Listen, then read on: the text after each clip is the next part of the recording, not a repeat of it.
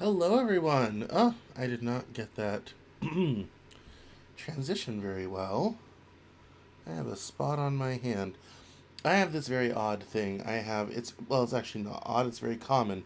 I have a hand and foot eczema that causes little water spots on your hand, and I can always feel when one is developing.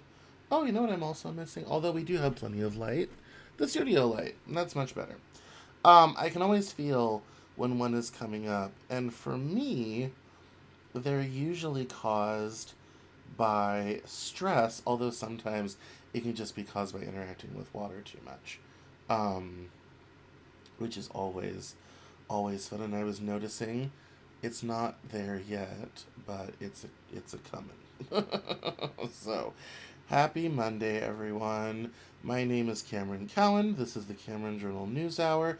Each week, I deliver you kind of the important headlines and make it so that you sound smarter than all your friends the next time you're in the group chat, at the party, at the spot, whatever have you. And um, obviously, this week, oh, we've had some fun ones. Where do you want to start? Israel is decapitating Iran, or at least trying to. A dude in Minnesota, who MAG is trying to say is a Democrat, even though he isn't, shot two Democratic lawmakers, killing one and her spouse and wounding another and his spouse, and then triggered a 2-day manhunt. And that's before we get into the aftermath of the LA riots, the No Kings protest on Saturday, and Trump's military parade slash birthday bash that was the 250th anniversary of the Army, etc., that also was happening on Saturday.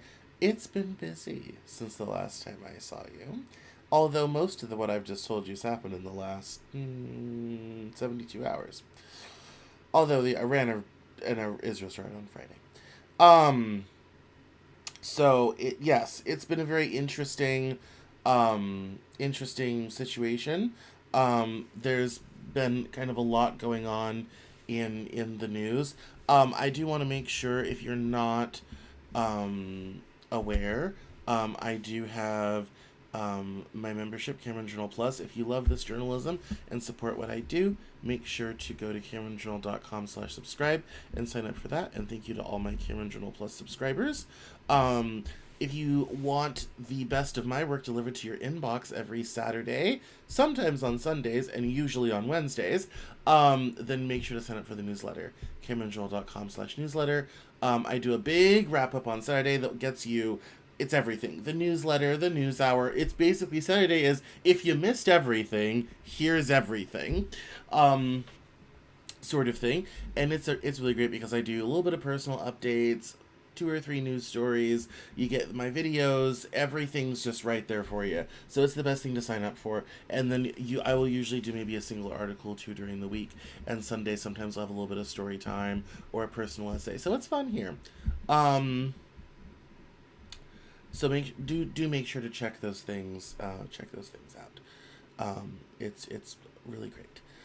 And then also make sure to follow me on social media. I do stay active on all your favorite platforms, so make sure to check those things out. Especially if you're watching this right now on Facebook or something, make sure that you're following the page, because I've always got new things coming out. I also want to make a special note, and I'm going to start talking about this more. My next book, America's Lost Generation, is actually ready for publication. I know I've talked about this before. We had some problems and delay. Worked through it. and now it's actually done being typeset. And so we're ready to really get in there. So I'm taking pre-orders right now. CameronJoel.com/Cameron's Books. If you go up to the top, Cameron's Books, you can pre-order there. You can also pre-order at Soup, which is really great. SoupLLC.com, you can pre-order there as well. You're gonna see it if you subscribe to the newsletter. You're gonna see it all the time on a regular basis because I'm going to be promoting a lot. I also have a lot of really great new content about millennials, telling millennial stories through the lens of what happened to Japan in 1991.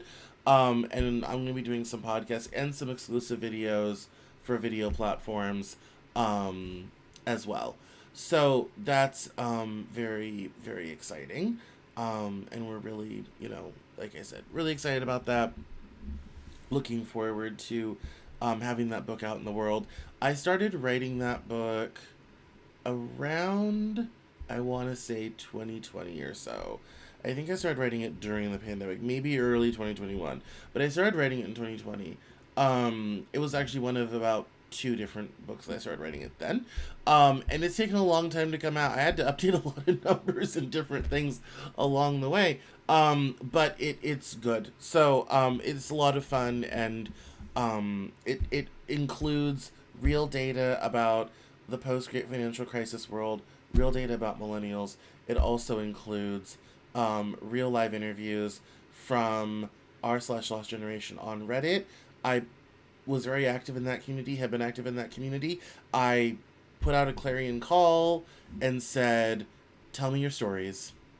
Just whatever's just tell me your stories. And we got a little bit of everything. Really, we did. We got a little bit of everything. We got some people who were doing fine. We got some people who were doing really bad.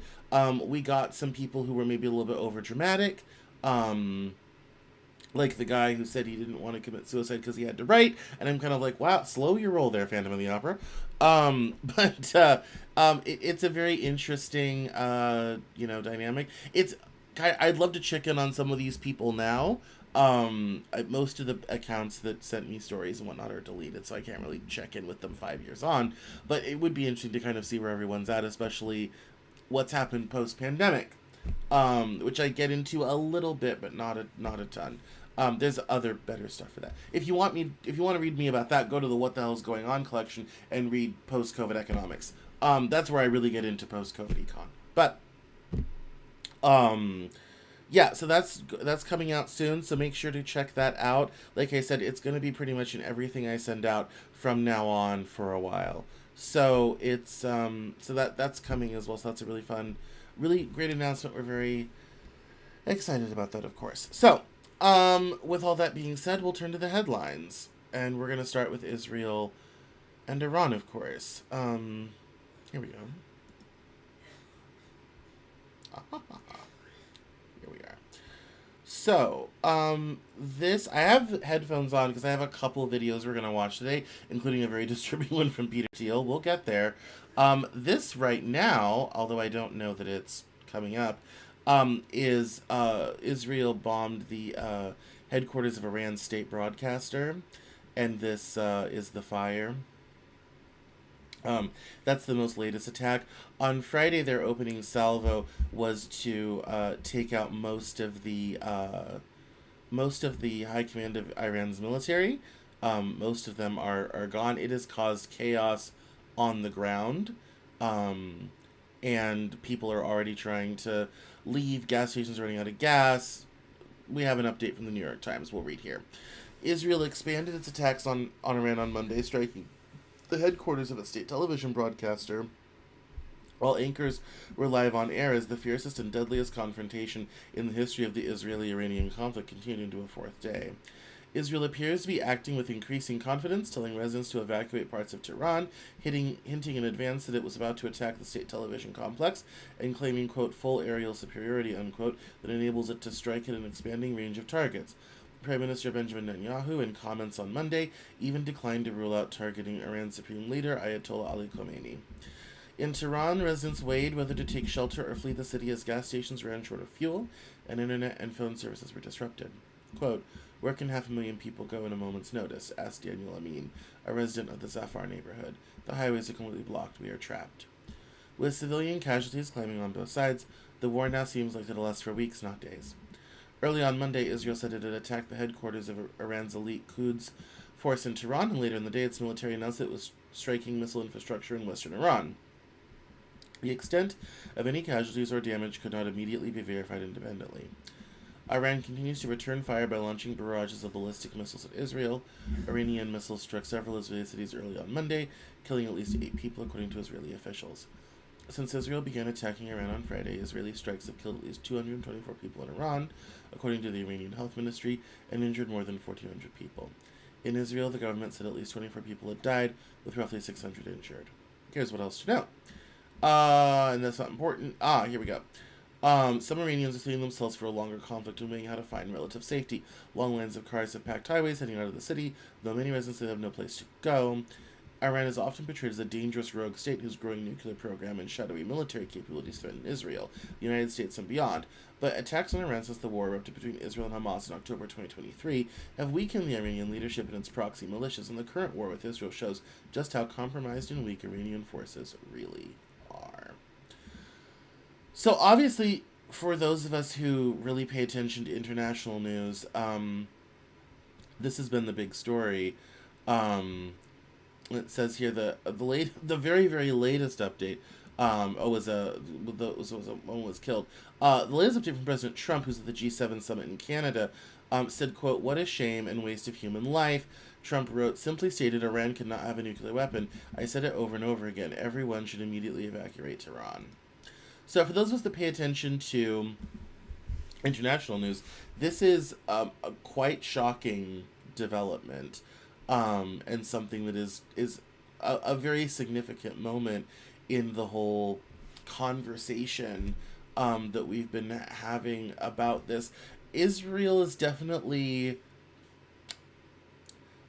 I wouldn't say overextending themselves, but they've taken on a lot. Between the Hamas situation in Gaza, now attacking Iran, if they are successful in doing what it seems like they're doing, there'll be a massive shift in regional power away from Iran. Not really towards Israel, but more towards Saudi Arabia. That's another story we're not going to get into right now. But, yes, it is definitely a significant moment. This is, I mean, honestly, it's what's kind of frightening is I always kind of joked there were a handful of conflicts that I always thought would start bigger conflicts, and we're seeing 2 of them in the last several years. The first one was Russia invading Ukraine. That was always going to happen someday. It was just a matter of when.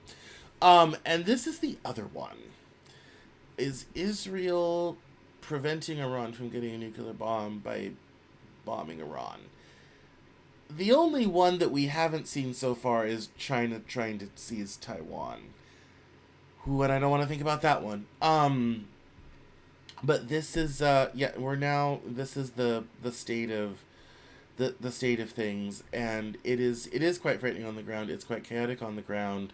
And if Israel is successful in kind of, completely basically causing regime change in Tehran and empowering people to seize against the theocratic government, it'll be probably the most significant regional power change since the last time Iran changed governments in 1979. So, that's kind of where we are with that right now. Like I said, there's been different updates sort of streaming in. During the remarks to reporters an hour earlier, Trump said that he believed that Iran basically is at the negotiating table and wanted to make a deal. Asked if he wanted to see regime change in Iran, Trump replied, "I want to see no nuclear weapon in Iran, and we're well on our way to making sure that happens." So there's multiple... I can definitely see why President Trump didn't want to call for regime change in Iran. That would be provocative. And I think even he is smart enough not to do that. But there's definitely, I mean, based upon the course of action that Israel is taking, I don't know that they are unopposed to that idea themselves and or trying to make that happen. Given the types of targets they're striking, the type of people they're striking. Um, yeah, it's and also telling people to evacuate. They obviously have many, many more attacks planned. Iran has not replied. Um, Iran did fire several missiles um, at Tel Aviv over the weekend, um, and there was um, some of the damage from the Iranian response to the attacks. What was, I think, most interesting about it is that the Iron Dome was relatively ineffective at stopping all the Iranian missiles from coming in. Um, and so we have back and forth kind of pictures of Iran and Israel, and but it was interesting that the Iron Dome was not as effective as one thought it might be. This is Tel Aviv, um, and this is also Israel. That's a bombing in Tehran. That's a very nasty attack in Israel. So it is interesting that that the back and forth that has happened and that the Iron Dome didn't work. But it's of course war is dramatic and always produces great photos. So um, leaving that to one side, let's turn, speaking of violence, to the other big story, and that is um, Minnesota Representative Melissa Hortman and her husband being killed tragically by a man we now know to be what was his name? Vance something. There it is. No, that just says his Vance Belter. Forgot his last name. I remembered Vance, couldn't remember Belter. It's he had a list of Democratic operatives. He went to their homes and he killed Melissa Hortman. He shot State Senator John Hoffman and his wife, but they survived her in the hospital. Um, the shootings are politically motivated, and of course, the first question everyone asks is he a Democrat or a Republican? So we know who to blame. And of course, this right here shows us everything that we, need to know. The shooter killed two Democrats, had a giant list of Democrats he wanted to kill, including abortion providers, was described by his neighbor as a huge Trump supporter, was a registered Republican, and you're still trying to tell me he's a Democrat. Grow up. Indeed.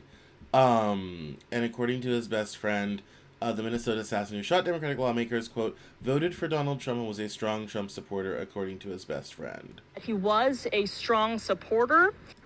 We even asked about Mr. Bolter's political affiliations, and David Carlson, once again his roommate and best friend, known him since fourth grade, did say Bolter voted for Trump and that he was a strong supporter.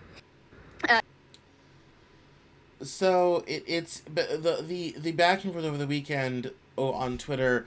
People were calling for Governor Walz to resign. That it was all Democrats' fault.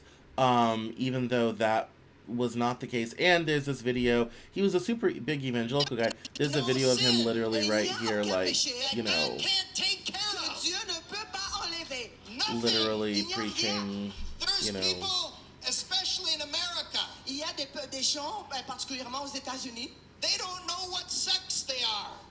They don't know how their sexual orientation. They're confused. Ils ne savent pas ce qu'ils sont exactement. Ils ont une confusion. The enemy has gotten so far into their mind and their soul. Et l'ennemi est entré dans le fond de leur pensée et de leur âme. But this word, mais ces paroles, no sin. Et il n'y a aucun péché. I mean, it's kind of obvious, where he was, sort of thing.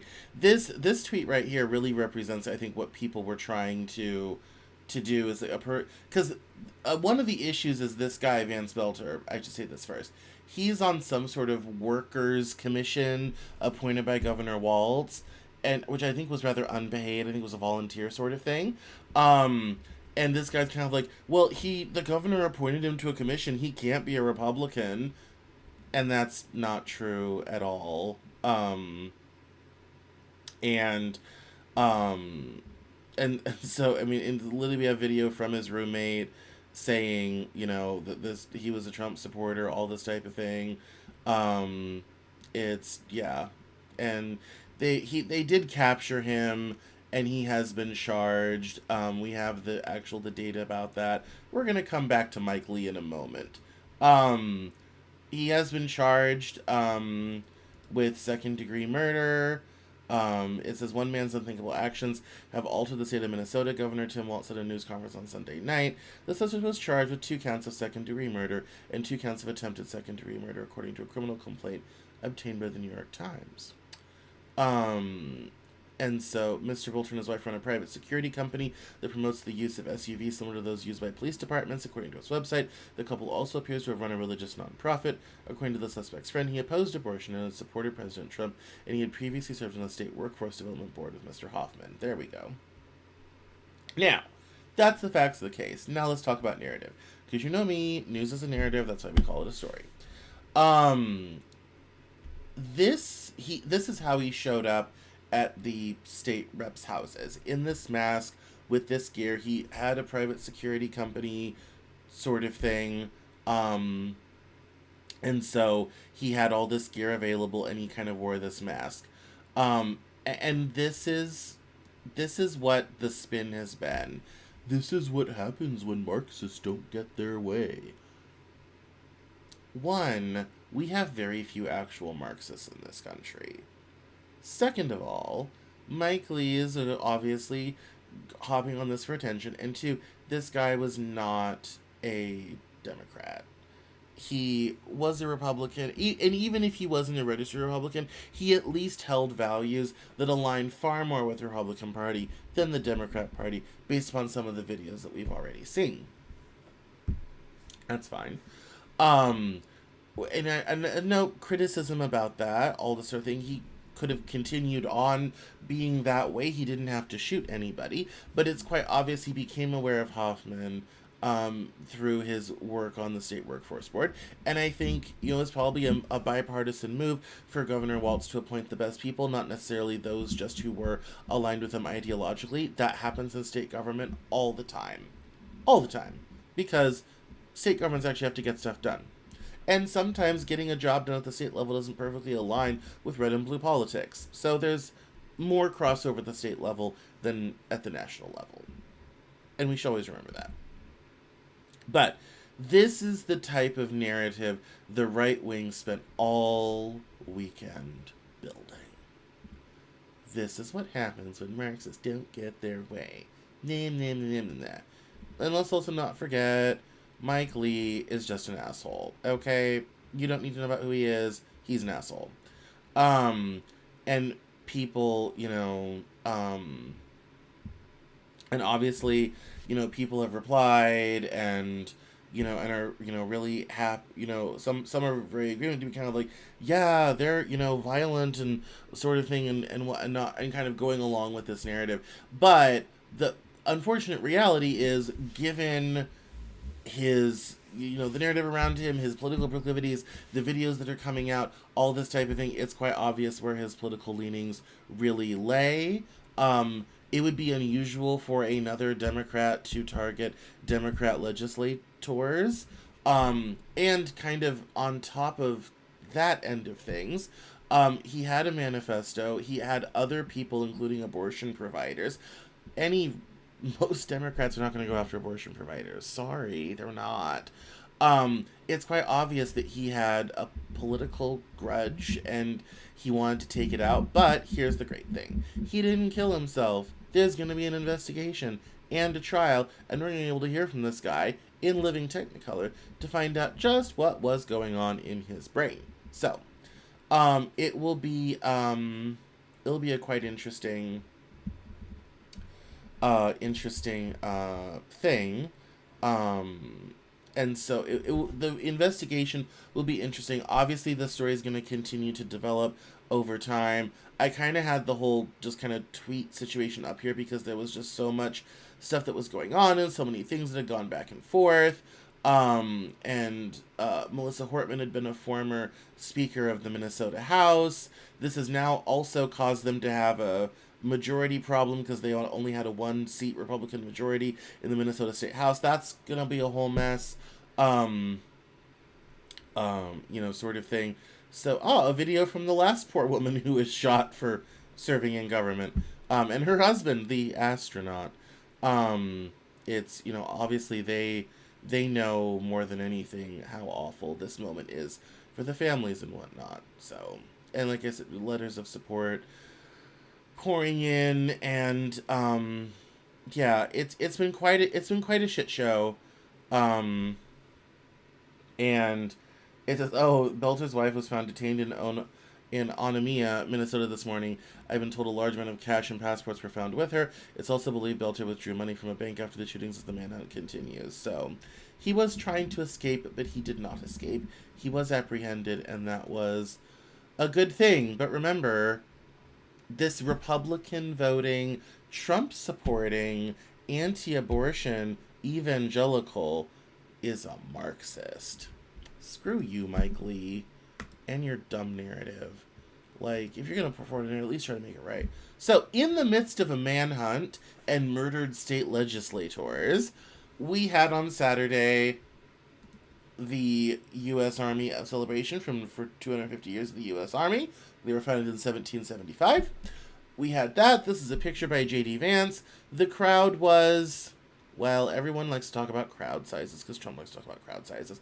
But the crowd was not impressive. People were also horrified at the lack of marching discipline among the troops.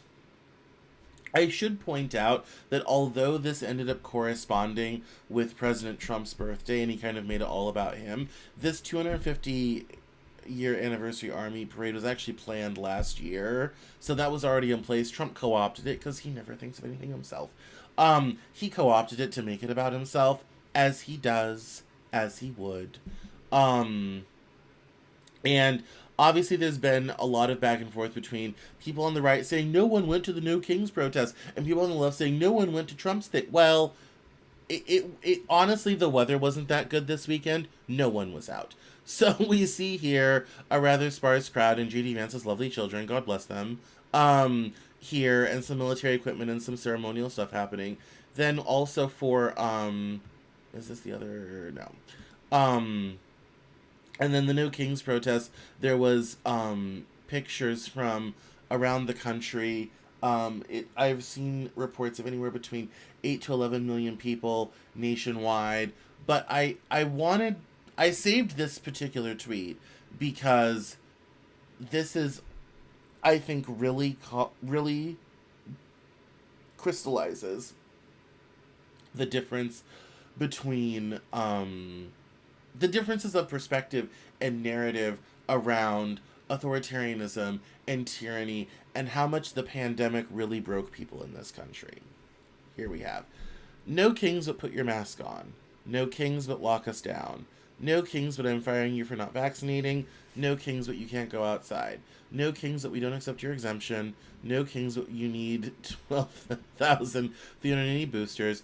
No kings that we're shutting your business down. No kings but you can't worship the real king. No kings but your family members will die alone. No kings but I'm opening a hotline so you can tell your neighbor. No kings but mandates galore. No kings but you're responsible for my health. No kings but social distance at 6 feet apart. No kings but no family gatherings over 10. The hypocrisy is astounding. Who is actually the tyrant here? Of all of the things in their list, almost all of them, except one, has to do with the pandemic lockdowns. And I think we very much underestimate how much the pandemic lockdowns really backfired politically. I don't think they really worked for the public health crisis we were having at the time. But I've always said one of the phrases that has stood out for me about the pandemic is for people who couldn't work because certain businesses were shut down, they never said, "Oh, we got shut down because of the pandemic or because of the virus." The phrase they use is, "My job was made illegal." It always comes out in language. Always, always, always. How people phrase things will tell you everything that you want to know about how they think about it. My job was made illegal. Now, if you think about the face of that statement and the emotions behind that, and then you read this, you start to understand where people are coming from to say, from their perspective, they're trying to stop more of the pandemic restrictions from happening. From the left's perspective, this was not a problem and was essential to preventing the hospital systems from collapsing, and was not authoritarian in the same way they view Trump as being authoritarian for the Doge cuts, for deploying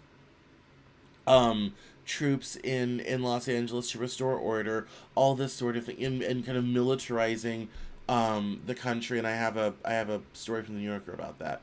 All this sort of thing. It's two very different worlds and two very different perspectives of, people wanted the option to not participate in the pandemic health stuff, and they were called out, criticized, called terrible things online, called un-American, all this type of thing, and they've just said no more. And I said at the time, Americans are not used to government being that involved in their daily lives, unlike the Asians or the Europeans. We really don't deal with government that often. Like, we don't. We do not. We very rarely have interactions with government every day. Most of the rest of the world's not really like that.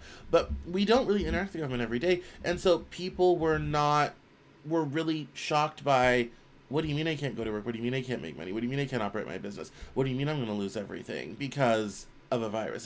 Like for most people, yeah, the virus is bad and people might get sick, but I need to make a buck. I need to pay my bills. So, and we literally was kind of like, no, you really can't. Like, people will get sick, it'll collapse the hospital system. But nobody, again, when your bills aren't being paid, no one cares about the hospital system. And especially when, you get vaccine requirements, people are forced out of their jobs, forced into early retirement, all this type of thing. It doesn't matter, sort of. The narrative is always going to be, I had to do this to keep my job. I didn't feel like I had a choice or an option, even though I didn't really want to, all this type of thing. And so I wanted to kind of expose this narrative, this view of these things and why these things are the way they are, to kind of make the greater point of one man's oppressor is another man's law and order solution. And also, I think a lot of the violence we're seeing right now, and I said in January, we're going into a time of the lead, and we're seeing sort of just low-level attacks and violence happening. This is very emblematic of, I think, why some people feel like they need to fight back, and how contentious this all can be and will be.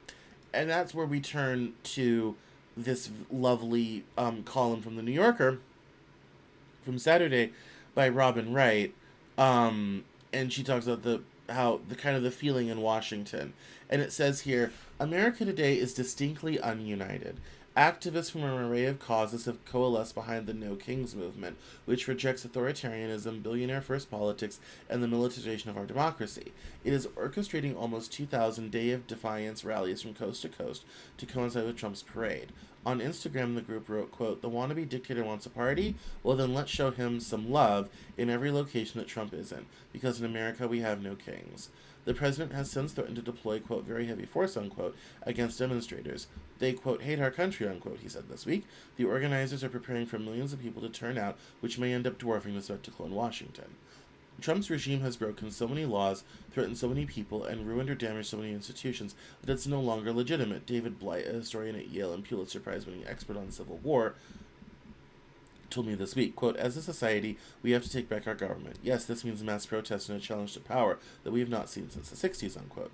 He noted that the Declaration of Independence affirms the right, quote, to alter or to abolish, unquote, government when it has abused its people excessively and forfeited its legitimacy. Quote, that Declaration of Independence sits there, a living thing, breathing at us, beckoning us to read it, and in the spirit of our founding, act upon it, Blight said. Last weekend, I drove down the parade route along Constitution Avenue. Long flatbed trucks were offloading pallets of metal plates to help protect the streets from dozens of M1 Abrams battle tanks, which weigh up to 70 tons. They will slowly grind their way from the Lincoln Memorial to the Washington Memorial, alongside missiles, rocket launchers, howitzer cannons, and Bradley and Stryker fighting vehicles. 6,700 troops will also participate. The Pentagon has estimated the cost for the 90-minute procession at somewhere between $25 and $42 million. That's at least $3 million per block. The event will take place against the backdrop of DOJ's firing of hundreds of thousands of federal workers and civil servants, including at the Pentagon, and the slashing of social services from Medicaid to school lunches for low-income children. There's a raw ache and sense of unease in Washington. 18 miles of fencing has been put up on the National Mall and beyond. 175 magnetometers were installed to screen parade attendees. Tickets had to be booked in advance. Passenger flights are due to be suspended for several hours at Washington's Ronald Reagan National Airport to accommodate military flyovers and paratroopers dropping from the skies. Trump's birthday parade might make the city feel more like it is experiencing a coup d'etat than it is honoring soldiers who have well served the nation. All of this feels somewhat hypocritical. In the past, Trump disparaged more than 1,800 military personnel who died in the Battle of Belleau Wood, which stopped the German advance in France during the First World War, as, quote, suckers. He balked at visiting the nearby cemetery where they were buried, reportedly because the rain would mess up his hair. John Kelly, Trump's chief of staff during his first term, said the president did not want to be pictured with amputees because it didn't, quote, look good, unquote. In 2023, Kelly told CNN that Trump, quote, has no idea what America stands for and has no idea what America's all about, unquote. Even Republicans seemed dubious at the parade. In a survey by Politico, only 7 of the 50 GOP lawmakers who responded said they would attend. Among those skipping it, Senate Majority Leader John Thune, Majority Whip John Barrasso, and House Majority Leader Steve Scalise. Senator Roger Wicker of Mississippi, chairman of the Armed Services Committee, told Politico that he, quote, would have recommended against the parade, unquote, after he heard the cost. In a televised address on Tuesday, Gavin Newsom, the Democratic governor of California, warned that Trump's decision to circumvent state authorities to deploy the military to LA was a brazen use of power that had inflamed a combustible situation, putting our people, our officers, and even our National Guard at risk. California, quote, may be first, he went on, but it clearly will not end here. Democracy, he added, is next. Washington certainly felt that way this week. I mean, at some point, what do you do with all of this? You know, I mean, it's certainly, things have certainly taken a turn. And I think things are going to get a lot worse before they get any better. And I think it's a quite frightening time that we're entering into. Narratively, it reminds me of the last season of House of Cards. It feels a lot like that. If you didn't go watch the last season of House of Cards, go watch a couple episodes, really. It will be surprisingly familiar to what's happening now. And it was filmed several years ago. I don't so dry today. I'm just having all kinds of issues. It's very telling, very, very interesting. I think we're going to have more. I mean, obviously, we've got troops on the ground in LA. We've got parades in Washington. We've got state reps being shot in Minnesota. It's chaos. That's the political moment we're in. We're in chaos right now. I don't know how this is going to play out. But it's going to be, as my aunt would say, it sure will be interesting, though. But I think it's also going to be very dangerous. So, stay safe, everyone. Let's turn to the next bit of story. Kind of getting out of all of that for a moment. Actually, I'm not going to do that right now. Let's talk about FEMA. Because if I don't mention this now, we're not going to get to it. But it's very important. So, the Federal Emergency Management Agency is going to be wound down after hurricane season. Disaster funds will be distributed directly from the White House. Trump says states will get less federal aid for disasters. Homeland Security Secretary Homan supports FEMA downsizing. And FEMA has an annual budget of $30 billion. President Donald Trump said on Tuesday last week he planned to start phasing out the Federal Emergency Management Agency after the hurricane season and that states would receive less federal aid to respond to natural disasters. Trump also said he planned to distribute disaster relief funds directly from the president's office. We're going to do it much differently, Trump said in a briefing at the White House in response to a question about when he planned to eliminate FEMA and what his message was to governors regarding states here bearing more disaster relief costs. We're going to give out less money, he said. We're going to give it out directly. It'll be from the president's office. We'll have somebody here, could be Homeland Security. In an apparent reference to his plans to wind down the Disaster Relief Agency, Trump added, I'd say after the hurricane season, we'll start phasing it out. The U.S. hurricane season officially began on June 1st and lasts through November. The National Oceanic and Atmospheric Administration forecast last month that this year's season would be above normal with as many as 10 hurricanes. Trump's comments were among the most direct to date, indicating his intention to significantly downsize, if not outright eliminate, FEMA, which has an annual budget of around $30 billion and employed more than 20,000 people, including reservists, prior to layoffs earlier this year. Distributing funds directly from the White House would also mark a departure from current protocols under which FEMA oversees the dissemination of financial aid to the states following the president's declaration of a disaster. Also at the briefing, Homeland Security Secretary Kristi Noem said that FEMA, quote, fundamentally needs to go away as it exists, unquote, and that governors were being encouraged to work together to respond to disasters. Quote, we're building communication and mutual aid agreements among states so they can stand on their own 2 feet, with the federal government coming in catastrophic circumstances with funding, Noem said. FEMA is part of the Department of Homeland Security. Fun. Yeah, that's, also will allow Trump to use federal funds basically as a bargaining chip with governors and states. Which that's one thing. I think the other kind of sad reality is, people are gonna suffer a lot. Like, don't move to Florida. I mean, it's, who's gonna be distributing FEMA trailers? There will be no more trailers. Who's gonna give money out to people who, need money in a pinch to get through? There will be none. Like, if you're gonna leave it to the states entirely, that's gonna leave a lot of gaps. That's gonna create a lot of problems, huge funding gaps that states cannot begin to always afford to do. Yeah, it's gonna be honestly, this is all gonna be all fun and games until you have the first hurricane without FEMA to come in and help clean up and manage and all this type of thing, and people are going to find out. And unfortunately, this is such a small story, no one will really care until the first hurricane comes through, and then the thing is, and here's the clever thing about it, is we're talking about this now. The wind down isn't going to happen until next winter, which means people won't really notice FEMA's gone till next summer, when the first hurricane hits, and that trailer ain't showing up. Yeah, then it will be interesting to see what the outcry is and all this sort of thing. And then Trump gets to be the big man to be like, hey, you need $5 billion for disaster relief? Well, if you're my friend, maybe I'll let you have some money. But it's not automatic anymore. You basically have to curry favor with the president in order to get access to emergency management money. Which, I mean, at this point, if you're a blue state governor, you're screwed, in simple terms. Like, I mean, Florida will be fine, because Ron DeSantis, but Trump's not a huge fan of DeSantis either, so maybe Florida's screwed. This is the problem when you entrust the funding in the hands of one person. You can't rely on it. How much of a friend are you to Trump? Maybe you'll get some money, maybe you won't. Maybe he wants your support on something, but you need that money, sort of thing. And so it creates the swirl all around him. And here's the funny part. No one will care about this story, which is why I'm talking about it. If a Democrat had done this, can you imagine what red states would be saying? I'll tell you what the narrative would be. Joe Biden wants you to die. I mean, even just with what happened with the hurricane in Western North Carolina, last fall, Biden's abandoning.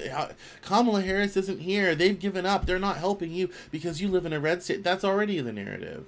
If Joe Biden said, "Oh yeah, we're getting rid of FEMA, and now you can just call the White House switchboard, and maybe we'll hand out a check or anything," I guarantee you the narrative would be Joe Biden's Democrats are telling you to go die.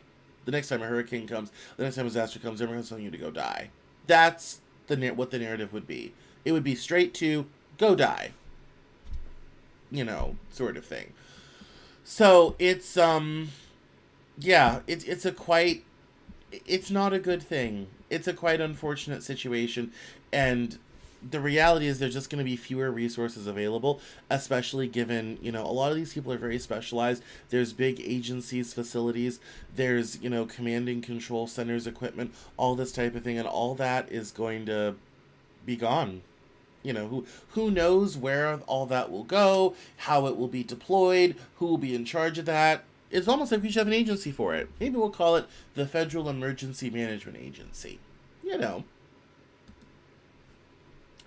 Moving right along, this is interesting. So, Charlie Kirk and Turning Point USA plans to discredit Martin Luther King Jr. and the Civil Rights Act.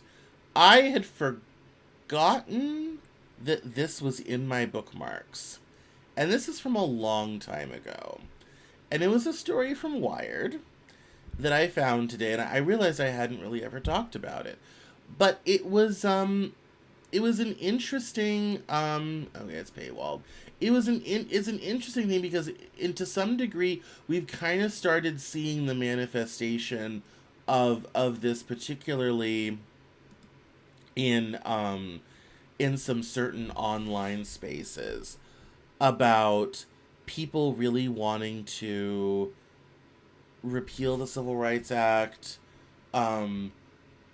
disenfranchise black people. You might have heard the term black fatigue going around, or its evil cousin, Democrat fatigue. And it kind of comes out of all of this idea that what's really gone wrong with the country is the Negroes got too uppity. And he says, Kirk argues that the Civil Rights Act, which bars discrimination on the basis of race, ushered in a permanent DEI-type bureaucracy. Kirk's comments at America Fest were merely a preview of his attacks on King. He recently said that he plans to release content to discredit MLK on January 15th, King's birthday, which is a U.S. federal holiday honoring King. We're going to be hitting him next week, Kirk said on his podcast this week. Yeah, on the day of the Iowa caucus, it's MLK Day, we're going to do the thing you're not supposed to do. We're going to tell the truth about MLK Jr. You better tune in next week. Blake's already been preparing. It's going to be great. And it's kind of funny because I remember, now that I'm sitting here talking about it, I remember at the time when all of that come out, people were making a big deal about the fact that MLK basically was a pimp, which is true. And that he had, different sort of biographical issues, and why was he picked as this, great leader? Why was he so venerated? Some people have called him, a second founder of the Republic. And the only reason I bring this up is that this was from a year ago, and it's kind of funny how sometimes we don't always look back, and then sometimes, by the accident of me not cleaning out my Twitter bookmarks, we end up with a quick lens to the past, and we can now see with clarity a lot of the discussions that have manifested themselves in the intervening year and a half since this happened. The anti-woke, anti-DEI, black fatigue, repeal the sort of loud voices of people complaining about race relations in this country and how fractious things got and how sort of diversity and DEI and everything has kind of just sort of fallen apart. I won't say this was the start of it because all that predates it, but this certainly has had an effect, I think, in in one way in particular, giving people permission to be openly hateful and bigoted. And that's a very powerful thing. There's a lot of people that will get shut up through social pressure. They still believe the same old stuff, but it's now not polite to say so in polite company. One of the things Trump did with racism is he made it acceptable to be racist again. Charlie Kirk is now taking that one step further, and he's also going after, sort of the sacred icons, the people, the gods in the temple, if you will, against that as well. And when you consider that this is where we were going into the 2024 cycle, it's no surprise how it ended. Or how absolutely out of control the narrative got in the course of the year. And it's only gone on since there. This whole idea that there is, the civil rights movement and everything about that is this sort of, sacred thing that has to be respected for how amazing it was and how wonderful it was and how much it changed the society. There's a lot of people on the right who are really questioning that, that are really, being like, well, maybe segregation wasn't so bad, maybe we could solve half of society's problems if we just, get rid of the black people sort of thing. And get back to, a high trust, undiverse society that, makes it better if you're white, sort of thing. And I think it's interesting how in a very short period of time, we've literally gone from, okay, let's elect Barack Obama, to, well, we just need to go back to 1865. Somehow it just didn't take us that long to get there, amazingly enough.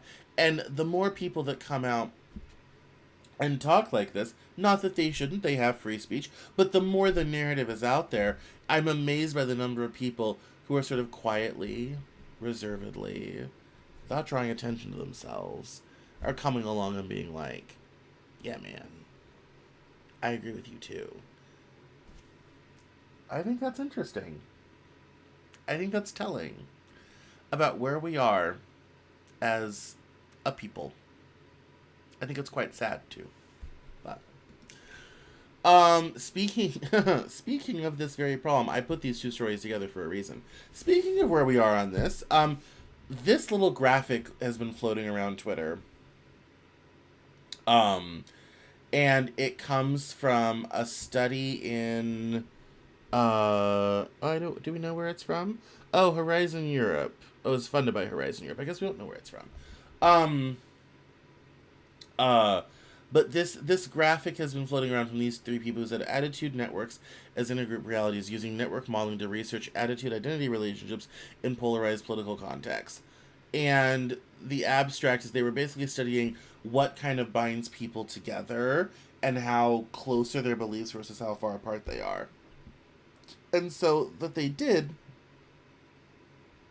is they took in an absurd amount of data, and they find that, according to the present findings, Democrats more than Republicans tightly center their belief system around a set of positions at the extremes of these particular items, implying that people who deviate from these positions are likely to be considered as outgroup members. Extremity should thereby be understood as a function of both the formulation of the item and the response. It is possible that holding extreme and thus unnegotiable attitudes on important social political issues has become increasingly identity-defining for Democrats, not the least in response to Donald Trump's controversial presidency. And basically what the graphic shows is that on the left, there is a very tight ideological core of everyone together, believing many similar things, and if you don't sort of believe all of these things, you are put farther and farther out. Whereas on the right, you have a little bit of a tight core in this area, but the numbers of things that still coalesce around that tight core is much wider than that coalesces around the left-wing core. Which, basically, the thing I love about this is it kind of proves my point that I've had for many, many years, and one of the reasons why Donald Trump Make America Great Again works so well. Make America Great Again can be anything anyone wants it to be. It's one of those phrases that you can take it in on yourself, and it is whatever you want it to be. It can mean to you whatever you want it to mean. And we see here that, this diversity of opinions and attitudes and thoughts and all this type of thing really, it's this very broad, big tent sort of thing. Whereas on the left, we would never probably come up with a phrase like that, because there are certain core things you have to sign on to if you're going to be a Democrat and last in the party any length of time. You got to support LGBTQ people. You have to be into diversity, not be a racist. All this sort of, there's kind of these fundamental things that really define the Democratic Party over the right, which is a lot more open to different people who might be a little bit more liberal out here, be very conservative over here, might have a Democratic opinion or two up here. There's a lot more openness. And let's face it, the reality is, if you're trying to argue to a diverse electorate who probably lives somewhere in the middle, like this is where most of the country's at, is like in this area, they're not these are diehards. These are diehards. Most of the country's living in this area. Look, I mean, just by size of the image. If most of the country lives in this space, the number of ways you can align with the Republican agenda over the Democrat agenda is just huge. And unfortunately, I think if the Democrats want to really widen and broaden their base and appeal, they're going to have to get farther away from this core. But I don't think they're going to do that. There's just too many base assumptions of the political left in this country that you kind of have to sign on to. The other thing the Republicans have the advantage of is there's very little required to be over here. There's a lot required to be over on the left. Like, on the right, you can just be a guy who doesn't really pay attention to politics or the news. Maybe you watch my show. Maybe you listen to a couple podcasts, or you listen to a non-political podcast that mentions politics every 4 years around a presidential election. And there's plenty of opportunity for you to glom on to some beliefs on this side. Not over here. Look at how little there is. You're all in. You're all in or you're out. Whereas here, you can be a casual. You can live in this space. It's a completely different political economy. And so, obviously, we're not getting into all the things people have said about this graphic as it's popped around, but it's a very interesting thing to look at, and to kind of have America's political ideology mapped physically. This is a great, huge advantage for Republicans moving forward. I mean, to some degree, the disadvantage of the way Democrats are is this is a known quantity. People have a list of things that they think Democrats believe in or whatever have you. And they're they're either in or they're out with it kind of already. Whereas over here, it's dynamic. There's movement. There's room to grow. There's room to have a different opinion on some certain issues or not, or all this type of thing. You don't have to be a diehard to find a spot in this much greater ecosystem. And I think that that's a big problem for Democrats moving forward. It just is. Like, you can't win a majority election in a country as big and diverse as ours by solely catering to this group here. And not even have that much around it. Like, it's very narrow. It's a narrow set of beliefs. And this is election losing. It just is. This has got to get opened up. And I will say, as someone who's a triple minority, I realize I'm the person getting thrown overboard when I say open this up. But I also want to see people that I at least somewhat agree with in power in this country. And I think a lot of, these people living in the middle could be brought back over if things are a little bit more open. And if you allowed, the phenomena of conservative Democrats again, which all have been driven out of the party. So on a domestic policy side, it's a very kind of interesting sort of thing. Last couple stories. This Will Stansel thread about our whole society going Nazi, we're just not going to read. This one was interesting. It's funny. American attitudes towards free trade have rapidly polarized. No, they haven't. And I'll tell you why. every major free trade deal in this country has been signed by a Democrat. Democrats have always been for free trade. It was Republicans who got on the free trade train because their corporate donors wanted free trade. There's no political realignment or anything like that. Like, Democrats have always been in favor of free trade. Now, when it comes to free speech, there's a bit of a different divide in terms of Democrats are much more likely to be open to internet censorship than Republicans are on a lot of different issues, according to this YouGov poll. Like, the internet promotes people finding common ground. The internet makes it easier for people to share their views without consequences. All this type of thing. The internet makes it easier for people to share their views with a large number of people. And then this one's kind of the big telling one. The internet should be a free speech zone where speech should be uncensored. Republicans, 72%. Democrats, 34%. The free speech thing is a bit of a realignment, but the free trade thing definitely isn't. And I, again, found in my bookmarks that I thought it was worth mentioning. And I only saved this to say, no, Democrats have always been the party of free trade. Always. Bill Clinton signed 3 major pieces of free trade deals during his presidency.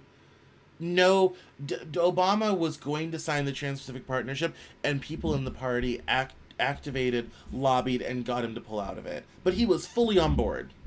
Absolutely fully on board. One of the mistakes the Democrat Party has made is not acknowledging the failures of free trade. And they have ceded that issue to the Republican Party and to Trump, and that's the reason why we're having a trade war right now. When it comes to the free speech end of things, I'm a radical free speech person, but I'm in the minority. Most people are not that way. Most people, want some, a lot of people want some sort of censorship. I always say, bring it on. My comment section is open. People spend a lot of time calling me fat and ugly and all this type of thing. Some people leave actual good comments, and I reply to those. Most of the time, it's just telling me to find a doctor and lose weight. That's what my comment section is. But I never restrict the comments. I don't delete comments either. I leave them there because I appreciate the engagement score for the algorithm. And then finally, the video from Peter Thiel. Okay. So, I wanted to watch this video because, as we know, Peter Thiel got J.D. Vance into power. He's been a big part of the sort of shadowy figures in the Republican Party. And there's now this sort of anti-science thing. And this is a great way to finish because it kind of tells us where we're going. So, let's watch. The late 19th, early 20th century, there was a movement called Cosmism in the sort of around the time of the Soviet Revolution, 1920s Soviet Union, and it claimed that for the revolution to succeed, you had to physically resurrect all the dead people using science. And it was workers of the world unite, and to sort of get with the times, their slogan was "Dead of the world unite." And then, of course, they didn't make much progress on this. And then at some point, by the time you get to Stalin and the show trials, and the deaths seem to be going up, not down. But yeah, there was a moment when they thought it might even be possible. There was an incredible ambition, an incredible energy to modern science. It was perhaps downstream from Christianity. If the promise of Christianity is a physical resurrection, then science could offer that too. Or it was a possibility. Maybe it was a rival to Christianity. You don't need Christianity if we can do it through science.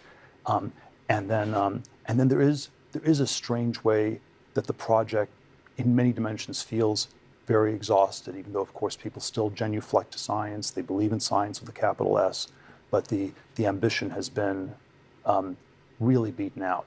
If you look at the individual scientists, it's much less of this sort of heroic, bold figure who breaks with dogmas and thinks for him or herself, and it's much more, in late modernity, And I mean, it's an interesting, idea that somehow science is exhausted or broken, and that we need to move on to as late something as the late 90s. Shush. to move on to something else, but this is interesting. I cannot emphasize enough that the reason Trump has gone balls out to destroy science and medicine is the living Antichrist Peter Thiel, seen here in his regulation Himmler haircut. He says science is exhausted and proposes something more Christian, like Russian cosmism. And someone down here says, he's an atheist who's constructed a way to be pro-theocracy. He was recruited by Opus Dei at Stanford. There's a reason he got where he is. But his belief system is far darker. He literally sees himself as the techno-antichrist with a big splash of esoteric Nazism. I would like... I have not really dug into him. The person I would like to see him talk about is Kara Swisher. I need to go watch some videos about that, but I thought this whole idea of this sort of Russian cosmism, this sort of, science replacing Christianity in this sort of pseudo-scientific religious sort of thing is very interesting. And I think it's something, and the title is interesting. I think it's interesting to something to look at and keep an eye on, because although we've kind of moved on from the pulling of science funding and going after institutions, and those stories have kind of de-emphasized themselves. If this is the philosophy that we're going towards and the philosophy that we're working with, we should be very, very worried, because anybody that gets in the way of his plans, if you get in the way, if you don't conform or fit in, it's not going to end well for you. Sort of thing. People like to throw around eugenics a lot. I think it's maybe a bit premature for that, but this whole, this whole idea that, we need to move past science and medicine and into a sort of different belief system, that's sort of theocratic. It also gets into the rise of Christian nationalism in the Republican Party. There are multiple podcast episodes on that, so please go watch them. This is where we're headed. I'll say it. This is where we're headed, and we need to be very concerned. Why am I not following this person? We need to be very concerned about this. So that's a frightening way to end the evening. Thank you all so much for watching. I really appreciate it. Like I said, we always like to end on a little bit of a fright. We'll keep an eye on Mr. Thiel and this whole Russian cosmism story thing. I will probably end up digging further into that as time goes on, but we have fun here. So, my name is Cameron Cowan. This is the Cameron Journal Newshour. Make sure to follow me on social media at CameronJoel.com. Go sign up for Cameron Journal Plus. It's a lot of fun. Also, we're building up the Discord, building community. I talked a lot about community in Saturday's newsletter, which is right on CameronJoel.com. You can go read it. Try before you buy, if you will. Thinking a lot about community. We're trying to build a really great community here. So, I will see you next Monday. Thank you so much for watching. Today's interview is very fiction focused, but if you love fantasy, go listen to J.V. Hilliard talk about his best-selling fantasy series. He's the Warminster Saga. J.V. Hilliard's a great fantasy author. He's really great. He's been building his own community of fantasy authors. He's actually helping us promote our next fantasy anthology from Soup called Fantastic Worlds, which is going into production right now, which is really great. That's the interview this week. Otherwise, I will see you next Monday right here at 7 p.m. Eastern on the Cameron Joel News Hour. Have a great night, everyone. Bye-bye.